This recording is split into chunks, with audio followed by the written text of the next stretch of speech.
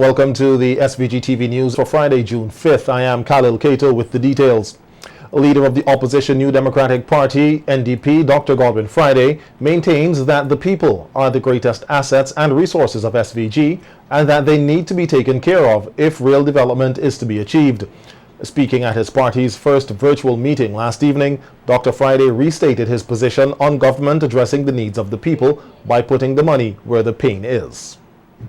Put the money where the pain is, because the people in our country are feeling pain. Or as the people say colloquially, put the money where the pain is.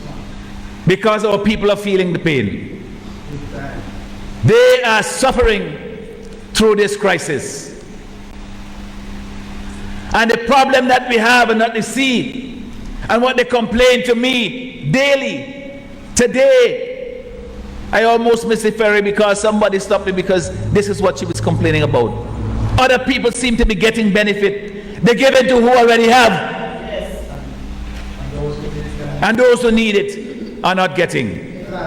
This is why we said, when we went to the parliament on behalf of the people, and we said that we will support a package even though we had our reservations about the way in which the monies were being allocated and distributed. We said we want the people to have it. Also speaking at last evening's meeting was Vice President of the NDP and Member of Parliament for Central Kingstown, Major Sinclair Leacock, who focused on economic development and good governance, which he said the country lacks. For economic development and for good governance, that has been woefully absent in our country over the last 20 years. And we can go high, we can go low, we can preach till we blue. If these fundamentals are not in place, no amount of change of government, unless we address that, will bring the better life that we're talking about. I go back to the absence of good constitutional government. We have witnessed a first during this regime, where you could not go to the Parliament of St. Vincent and the Grenadines and do what all other Commonwealth countries the world over do: vote for no confidence in the government regime. Think about that.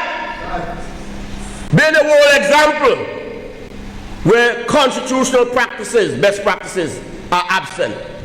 The chairman of the NDP and Member of Parliament for West Kingstown, Daniel Cummings, says he strongly believes in harnessing resources in SVG that will be of long-term benefit to the people and the country. Cummings, who would usually focus on health, said infrastructural development is a major concern for SVG at this time. Now by roads, an NDP administration will implement a plan of proper maintenance and building of roads, drains, and in all infrastructural projects. How are we going to do this? We will look at the human resource requirement. We have it both at home and in the diaspora. What we need to do is to create the enabling environment where competent people will feel free to do the best they can. The two new candidates who are expected to run on the NDP ticket in the next general election, Chieftain Neptune for North Central Windward and Fitz Bramble for East Kingstown, were also among the speakers at the NDP's virtual meeting. They and other speakers committed themselves to working to bring about a change in government, which they say will transform the lives of Vincentians. St. Vincent and the Grenadines has been enveloped by a very dark cloud of hate and fear and divisiveness. Too many people in our country are afraid to speak out and speak up. Too many people in St. Vincent and the Grenadines don't have jobs, especially our young people. Too many businesses are struggling to survive. Why is this happening in our country? I commit myself to address the social, socio-economic, and political ills that plagues our communities and negatively impact St. Vincent and the Grenadines under the present administration.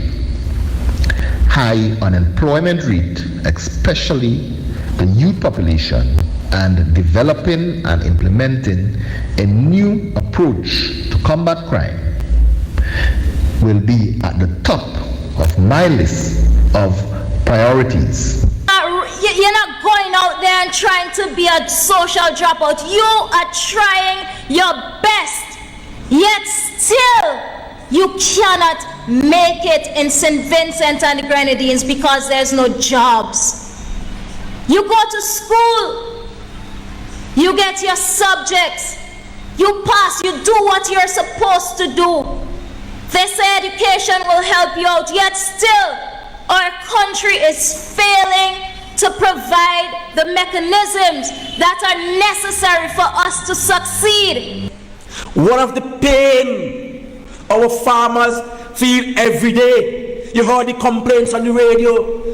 Sometimes when you read the newspapers, they're telling you the stories, is that they produce and the animals are in thief and nobody seems to do anything about it. The government and people of SVG rejoice in solidarity with the people of the United States of America in their popular, broad-based and peaceful resistance currently underway in their defense and advancement of liberty and justice, consequent upon the killing of African-American George Floyd in Minnesota. That's according to a statement of solidarity with the people of America issued today by Prime Minister Dr. Ralph Gonsalves. Expressing sympathy and condolences to the immediate family and friends of George Floyd, PM Gonsalves, in his statement, condemned the incidents of violence which have given rise to damage to property and injury to some during what he described as an upsurge of popular resistance, and called on all concerned to be peaceful and exercise sensible restraint so as to avoid ignoble pursuits. Reaffirming that Black Lives Matter, the statement from the Prime Minister said, without this mantra being a lived reality in contemporary America, the true greatness of that remarkable country and its people stands unrealized.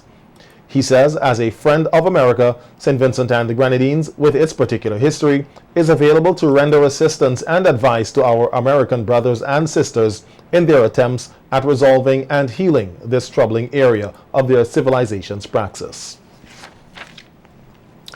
An emergency shutdown of the Majorca system was done today by the Central Water and Sewerage Authority due to what the company said were earth movement and pipeline damage deep in the forest. As a result of the emergency shutdown, 20 areas served by the system had their water supply disrupted. The CWSA said after an assessment of the damage and repair work is completed, work will commence as soon as transportation to the site is complete. The Majorca system, which is located in Belmont, is one of the major water systems in SVG, which has been severely affected by the drought conditions. At a recent press conference, Chief Executive Officer of the CWSA, Garth Saunders, indicated that with more rainfall expected, they had to carefully monitor their pipelines, as land slippage is usually a regular occurrence during the hurricane season. Up to News Time, it reported that CWSA was battling foggy conditions and poor visibility, and the restoration work is ongoing. The Ministry of Health, Wellness and the Environment will commemorate World No Tobacco Day with a virtual panel discussion with special emphasis on youth, tobacco and COVID-19. The discussion, which is scheduled for Monday, June 8th, consists of 3 panelists: pediatrician Dr. Sherry-Ann Davis-Andrews, youth coordinator at the Planned Parenthood Association, Mr. Marlon Young, and president of the Coles Hill Adolescent Group, Delano King. The discussion is informed by the 2018 Global Youth Tobacco Survey that was conducted in St. Vincent and the Grenadines with students aged 13 to 15. The results from the study indicate that close to 10% of Vincentian students have used tobacco products, while over 20% are exposed to secondhand smoke at home. The panel discussion is expected to be aired live on the Ministry of Health's Facebook page, SVG Health, from 4:30 p.m.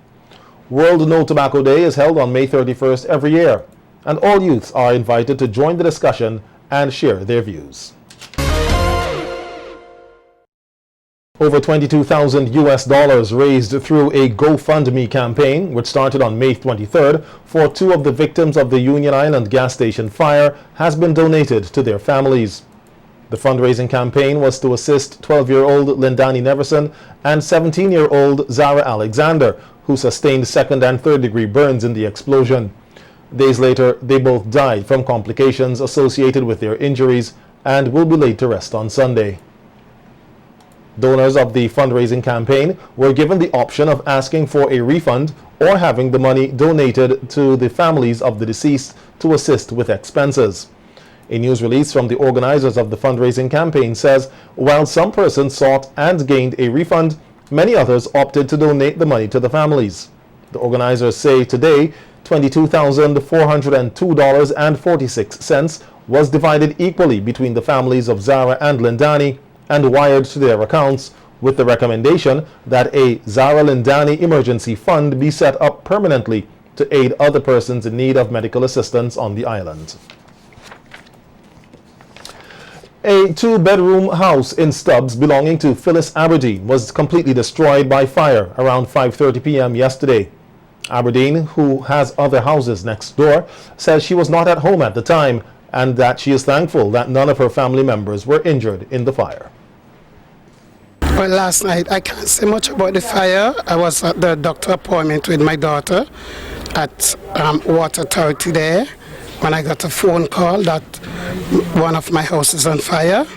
So I escalated and came up, and when I reached there, the house was already burned right down. So I can't say much, but thank God for everything, that nobody was in the house and it wasn't, anybody didn't get hurt or anything. So thank God for life still.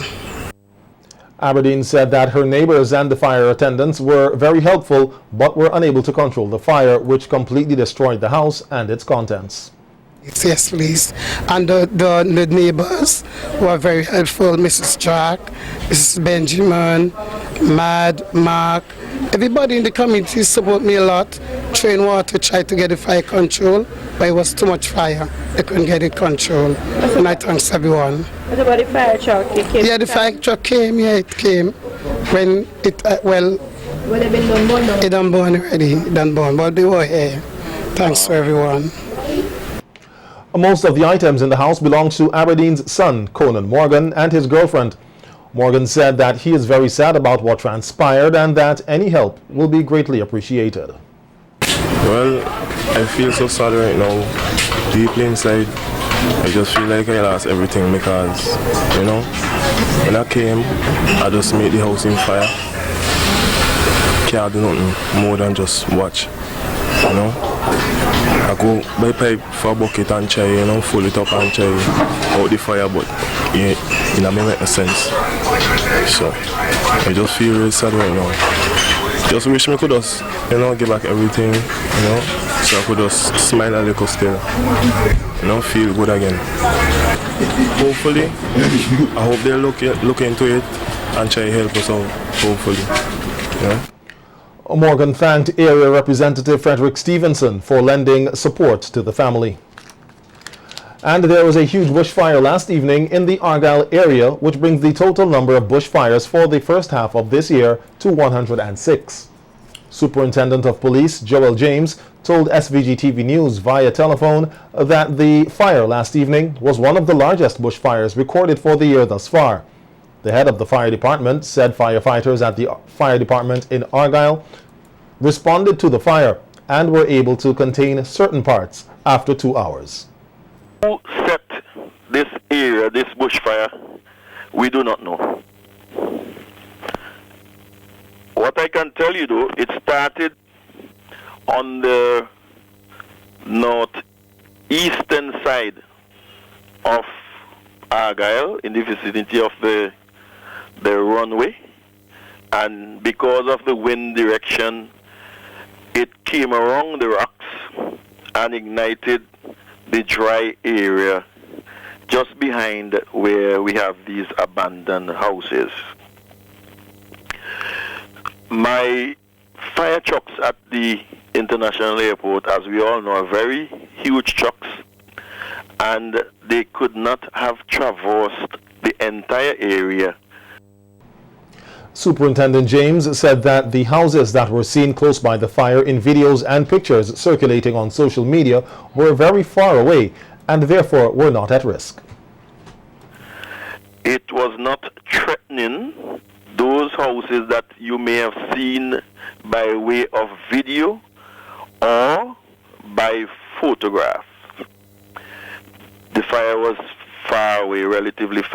on those houses. So what you would have seen in the video or the photos, it's not like how it is seen there, because I would have looked at some of the pictures myself.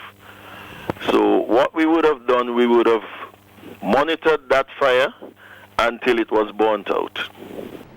Superintendent James, who has been cautioning the public about bushfires since the start of the year, made a further appeal for persons to desist from lighting fires.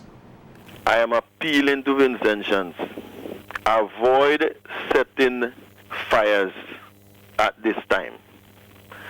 In the past, I would have said, if you wish to set fires, you can, if you have bushes to burn and so forth, you can do that between 5 a.m. and 6 a.m. and 5 p.m. and 6 p.m. But I want us to put a hold on that. Because I indicated also, when you set fires these days, because of the low level of water in our water catchment, we are unable to extinguish these fires at the rate we would really want to. The partially decomposed body of Kenrick Quashie was discovered by neighbors around 5 p.m. yesterday in New Montrose. Quashie reportedly lived alone and was last seen by his neighbors on Sunday, May 1st. Oscar Samuel, who discovered the body, said that a high stench was emanating from a building in the area, and upon checking, they discovered the body and immediately contacted police. Yesterday we passing now. We smelling this thing. I passed yesterday morning so. Then I smell this thing, so we smell so. So I mean looking here so for see we smell so. I mean come on for see if he there work. I know he just go on the road for make it all and sell back love for make a dollar for buy thing. But the evening I do so for going in town again yesterday evening we walk up here. The boy there so say we smell, so when he don't come wrong, he see him there, so we come, meet him just to lie down. Don't start to smell. Me see no mark, nobody let him do him nothing. Just they lie down. Was on his back. They lie down. Yeah, you have on clothes. You have on clothes. Eyes open, eyes shut. Yeah, he's shut. Samuel and other neighbors said that the deceased was a good man who reportedly had a stroke and had to use a walking stick.